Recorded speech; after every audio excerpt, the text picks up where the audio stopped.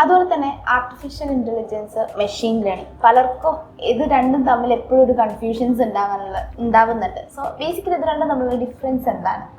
Okay, artificial intelligence എന്ന് പറയുന്ന ഒരു ബ്രോഡ് കാറ്റഗറിയാണ്. അതിൻ്റെ ഒരു സബ് പാർട്ട് മാത്രമാണ് മെഷീൻ ലേണിംഗ് എന്ന് പറയുന്നത്.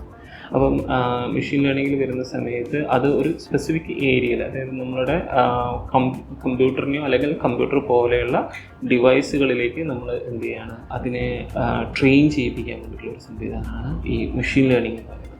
ആ ഭാഗത്ത് തന്നെ ഉണ്ടത്. ആർട്ടിഫിഷ്യൽ ഇൻ്റലിജൻസിൻ്റെ ഒരു സബ് പാർട്ടാണ് മെഷീൻ ലേണിംഗ്. ഓക്കെ.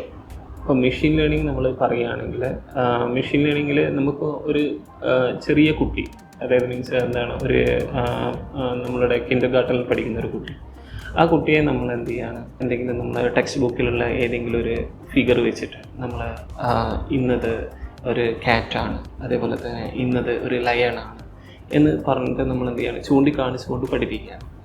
അങ്ങനെ പഠിപ്പിക്കുന്ന രീതിയിൽ മെഷീൻസിനെ പഠിപ്പിക്കുന്ന ഒരു പ്രവർത്തനമാണ് മെഷീൻ ലേണിംഗ് എന്ന് പറയുന്നത്. ഓക്കെ, സോ ഇതിലേക്ക് നമ്മൾ എത്തിച്ചേരുന്നത് ആർട്ടിഫിഷ്യൽ ഇൻ്റലിജൻസിൻ്റെ അൽഗോരിതമോ അല്ലെങ്കിൽ ആ തരത്തിലുള്ള കാര്യങ്ങൾ ഉപയോഗിച്ചുകൊണ്ടാണ്.